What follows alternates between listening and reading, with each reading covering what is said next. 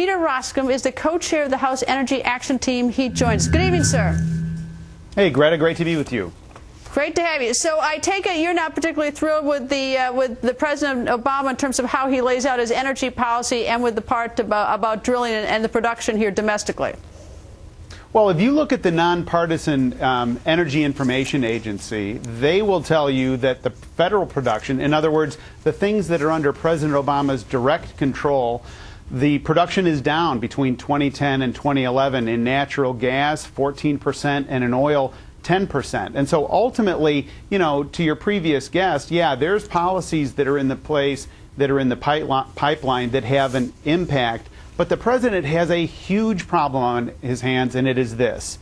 There are few prices in American retail experiences that are more public and are more in your face than gas prices. He has basically wedded himself over the past 3 years to a policy, and he has declared his stated policy is to spike energy prices. His Secretary of Energy earlier on has said that they want to get us to European-style prices, and now all of a sudden they've reached that point. And here's where his problem is. There is a relationship between high energy prices, which he has advocated, and a weak economy. And so even on the pipeline question, look, set aside the environmental question just for a second. Set aside even the pipeline, the pipeline issue for a second, and look at the job creation decision that he made. He made a decision to cater to a very narrow fringe base of his party, of political allies, that is, fringe environmentalists, at the expense of the country. And now in an election year, it's coming to fruition.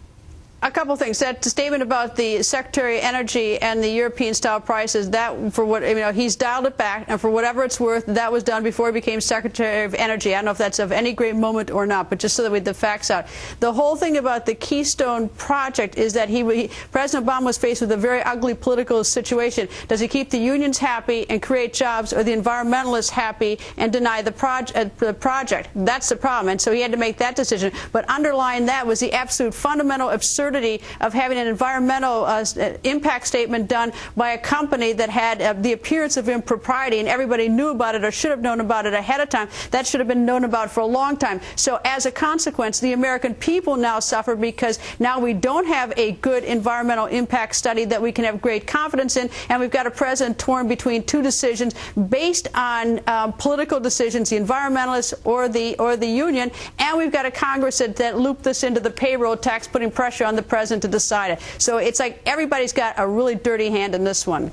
Am I wrong? Well, I don't think everybody's got a really dirty hand. I think what the American public says is this. They have an expectation that energy production is going to be abundant and it's going to be wise. This administration, Greta, has slow-walked these permits on federal lands. There's unbelievable opportunities in the Mountain West that most experts say could create as much as 1.5 trillion barrels in oil shale production. So the abundance is clear, but the administration has been passive-aggressive. And now all of a sudden these policies are coming to fruition, and they're looking at an election cycle, and there's one thing. Look, within a stone's throw of the studio on the way here, gas in Chicagoland is $4.46 a gallon, and it is in everybody's face. It is inextricably linked to all aspects of the economy, whether it's groceries or driving down the road.